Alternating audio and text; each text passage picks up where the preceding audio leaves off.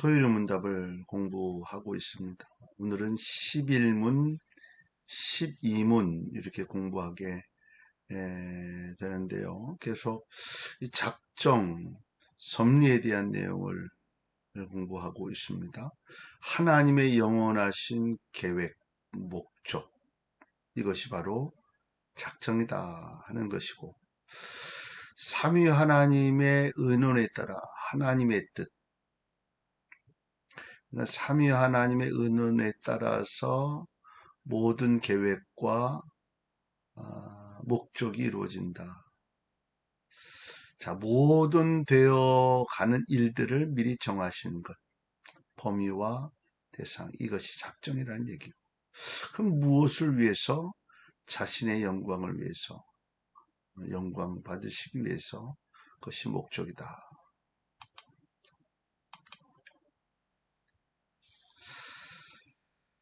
자, 작정은 두 가지를 얘기하는 계속 이야기 나오죠. 작정과 작정의 실행. 작정의 실행 가운데 창조와 섭리가 있다. 그러니까 창조는 어디에 주관이 있는 거예요? 작정에 속해 있다. 이렇게 이해를 하시면 될 것 같습니다. 자, 구문, 신문은 무에서 유를 창조하셨다라고 하는 내용. 작정의 내용 가운데 창조에 대한 내용을 소개하면서 무에서 유를 만드셨다. 그 다음에 신문은 하나님이 사람을 창조하셨는데 우주의 정직이로 만드셨고 어떻게 창조하셨다? 하나님의 형상을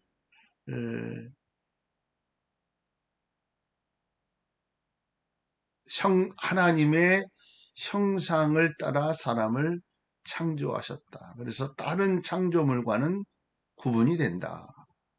구별이 된다는 말씀을 드렸고, 이제 오늘 11문, 12문은 섭리에 대한 내용을 이야기하는데 그 섭리는 보존과 다스림에 대한 내용을 소개하고 있고, 12문은 인간에 대한 특별한 섭리, 영원한 생명의 약속을 소개하고 있는데 함께 공부를 해보려고 합니다.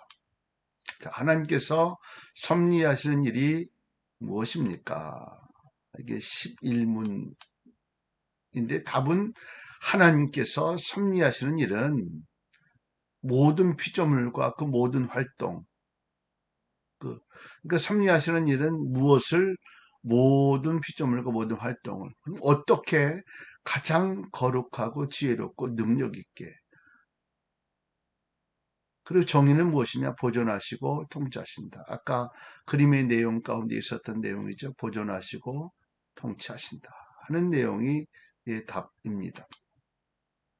자, 섭리의 정의, 보존하고 다스리신다. 이 두 가지인데 보존이란 섭리하시는 하나님이 그 전에 이미 창조의 하나님도 되신다는 것을 기억할 때 더 잘 이해할 수 있습니다. 만드신 그분이 보존하신다는 것이며 보존할 때 그 존재가 계속될 수 있다는 것이죠. 창조주가 이 세상을 그냥 보존하신다는 사상은 다른 종교에도 있습니다. 하지만 보존만 하는 것이 아니라 보존하며 또한 다스리신다는 사실을 믿는 것이 섭리를 믿는 신앙이에요. 그러니까 보존하는 것은 다른 종교에서도 있지만 보존하시고 다스리신다. 계속 관계를 유지하신다는 말이에요. 다스린다는 표현은 어떤 추상적인 원리를 부여해 놓고 그 원리에 의해 저절로 돌아가게 한다는 것과는 뉘앙스가 많이 다르다. 직접 인격적으로 간섭하시고 들어와서 일하신다. 그러니까 천지 만물을 창조하시고 모든 것을 보존하시면서 모든 것을 간섭하시고 다스리신다. 이렇게 이해를 하면 됩니다. 자, 섭리의 방식은 어떤가? 섭리에 있어서 가장 핵심적인 가르침은 이것이 프로그램이 아니라는 점이다. 이 말은 무슨 말이냐? 그냥 짜여져 있는 대로 모든 게 다 그냥 그렇게만 되는 건 아니다는 거죠. 하나님께서 세상 만물을 포함하여 우리의 모든 행동을 정하시되 우리가 알 수 없는 그 섭리의 방법으로 방식으로 다스리신다. 모든 행동을 정하시되 우리가 알 수 없는 섭리의 방식으로 우리를 다스린다. 우리가 다 이해할 수 없는 모습도 있을 수 있다는 거죠. 하나님께서 세상을 보존하시고 다스리신다면 무슨 기준으로 다스리실까? 창조에서와 마찬가지로 섭리에 있어서도 목적이 중요하다. 과연 섭리하시는 기준이 무엇일까? 무엇의 가치를 두고 섭리하는 것일까? 이런 질문이 필요합니다. 왜냐하면 보통 사람들은 다들 세상에 돌아가는 원리가 있다고 믿기 때문입니다. 우리가 중요하게 여길 것은 이거예요. 모든 세상 만물을 포함하여 우리의 행동을 정하시되 우리가 알 수 없는 그 섭리의 방식으로 다스리신다. 이렇게 이해를 하면 좋겠습니다. 자, 섭리의 대상은 모든 창조물과 모든 행동이다. 모든 하나님의 다스림을 받는 사람은 그를 믿는 사람들로만 한정된 것이 아니다는 거죠. 특정 종교를 가진 자에게만 제한되는 신이라는 생각을 할 수 있는데 그렇지 않다. 믿는 자든 믿지 않는 자든 모든 피조물을 창조하신 하나님이 이 섭리의 대상도 믿는 자든 믿지 않는 모두다. 이렇게 이해를 하시면 됩니다. 도표로 했는데 믿는 사람만 아니라 믿는 사람, 믿지 않는 모두가 다 섭리의 대상이고 모든 창조물의 모든 행동이 섭리의 대상이다. 방식은 어떻게 보존하시고 다스리신다. 이 프로그래밍이라고 하는 표현은 그냥 그렇게 짜여진 대로 로봇처럼 만들어진 대로 움직여지고 그렇게 하는 것은 아니다. 하나님이 어떻게 다스리실 수 있는 것들은 하나님의 또 다스림 속에 우리가 알지 못하는 부분들도 있다. 이렇게 이해를 하시면 됩니다. 여호와께서 그의 보좌를 하늘에 세우시고 그의 왕권으로 만유를 다스리시도다. 시편 109편 13절을 말씀합니다. 다스리시도다. 보존하시고 다스리신다. 이 부분이 이제 오늘 작정에 대한 내용, 섭리에 대한 내용입니다. 자, 12문 사람이 창조받은 지위에 있을 때에 하나님께서 그에게 행하신 특별한 섭리는 무엇입니까? 하나님께서 사람을 창조하신 후에 언제 창조하신 후에 조건은 완전한 순종을 조건으로 생명의 언약을 맺으시고 방식은 선악을 알게 하는 나무의 열매를 먹는 것을 사망의 벌로서 금하셨다. 이게 방식이고 조건은 완전한 순종이 있어야 뭐예요? 생명의 언약을 얻게 된다. 언제? 사람을 창조하시는 후에. 자, 영원한 생명은 순종이에요. 그러니까 온전한 순종. 이 결과물이 영원한 생명을 얻을 수 있게 된다. 자, 불순종하면 뭐예요? 사망이 이렇게 되는 거.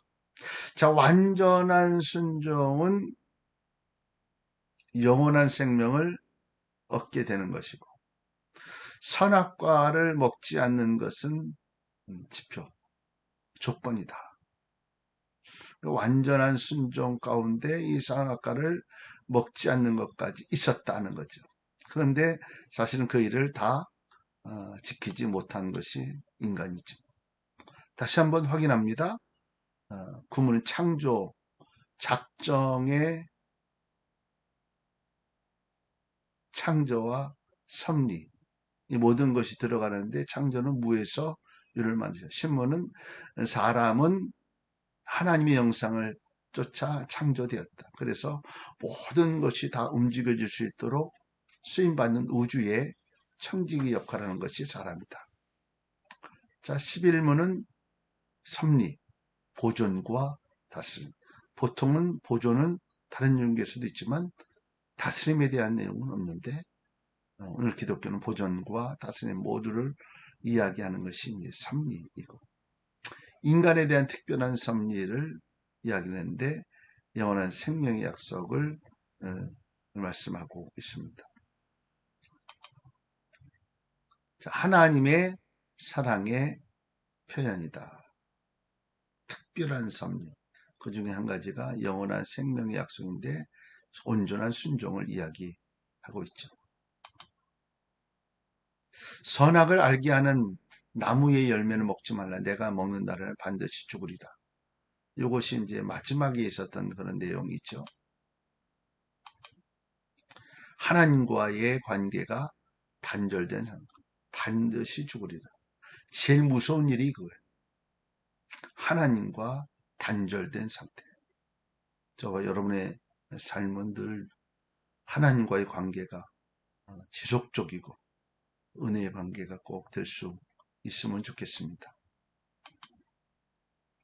여호와 하나님이 이르시되 보라 이 사람이 선악을 아는 일에 우리 중 하나같이 되었으니 그가 그의 손을 들어 생명나무 열매도 따먹고 영생할까 하노라 하시고 이같이 하나님이 그 사람을 쫓아내시고 에덴 동산 동쪽의 그룹들과 두루 또는 불칼을 두어 생명나무의 길을 지키게 하시니라. 생명나무 열매도 따먹고 영생할까 하느라. 그거 하지 말라는 거죠. 순종하라는 얘기. 결국은 그렇게 하지 못한 상황이 벌어졌고 나중에 예수 그리스도가 이 땅에 오시면 또다시 하나님과 우리를 연결시키는 그런 고리를 갖게 하시는 모습을 보게 됩니다. 오늘은 여기까지 합니다. 우리가 승리하는 날, 축복의 한 날이 될 수 있기를 바랍니다.